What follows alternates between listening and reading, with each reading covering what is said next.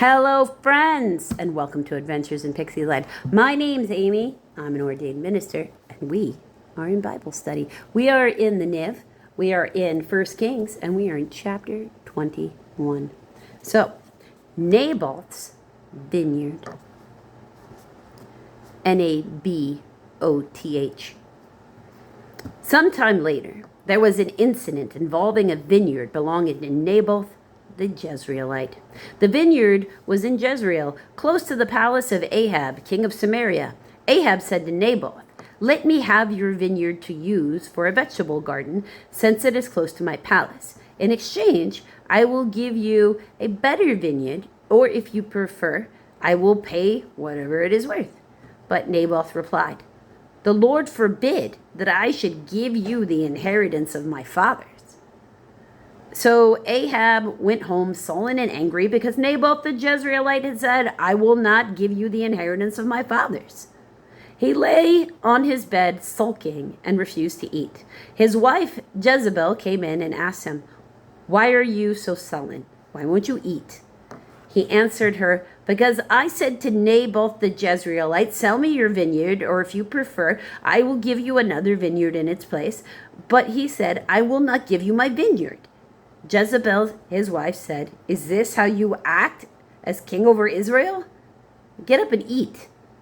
Cheer up. I will get you the vineyard of Naboth of the Jezreelite." So she wrote letters in Ahab's name, placed his seal on them, and sent them to the elders and nobles who lived in Naboth's city with him. In those letters she wrote, "Proclaim a day of fasting, seat Naboth in a prominent place among the people, but seat two scoundrels opposite him, and have them testify that he cursed both God and king, then take him out and stone him to death." So she's having him murdered, or so he can have land. So the elders and nobles who lived in Naboth's city did as Jezreel directed them in the letters she had written to them. They proclaimed a fast and seated Naboth in a prominent place among the people.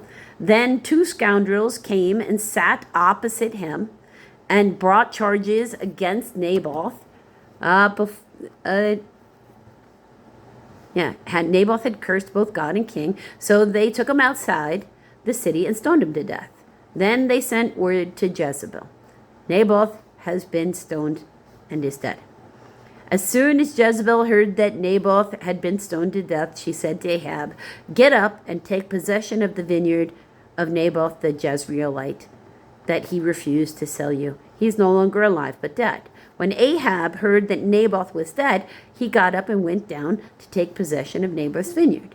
Then the word of the Lord came to Elijah the Tishbite. "Go down to meet Ahab, king of Israel, who rules in Samaria. He is now in Naboth's vineyard, where he has gone to take possession of it. Say to him, 'This is what the Lord says. Have you not murdered a man and seized his property?' Then say to him, 'This is what the Lord says. The place where the dogs licked up Naboth's blood, dogs will lick up your blood. Yes, yours." Ahab said to Elijah, "So you have found me, my enemy." "I have found you," he answered, "because you have sold yourself to do evil in the eyes of the Lord. I'm going to bring disaster on you. I will consume your descendants and cut off from Ahab every last male in Israel, slave or free. I will make your house like that of Jeroboam, son of Nebat, and Baasha, son of Ahijah, because you have provoked me to anger and caused Israel to sin. And also concerning Jezebel, the Lord says, dogs will devour Jezebel by the wall of Jezreel." You got a footnote of C.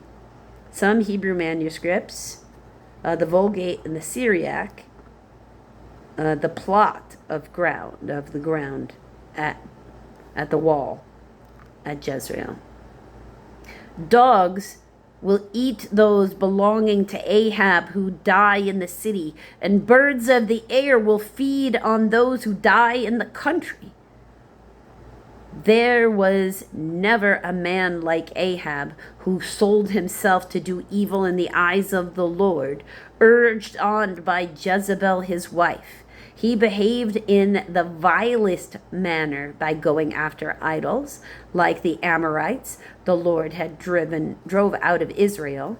When Ahab heard these words, he tore his clothes, put on sackcloth, and fasted. He lay in sackcloth and went around meekly.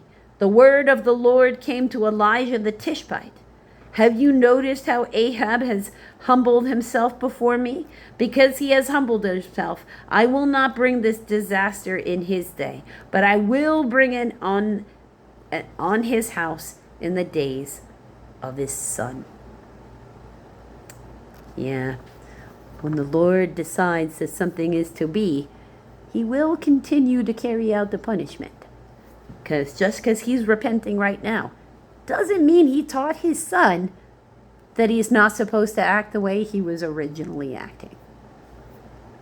So he's likely to repeat his father's past mistakes, because that's what happens if we don't learn from the history of the people who came before us. So if you want to find out what happens next, you're going to need to come back for the next video, friends.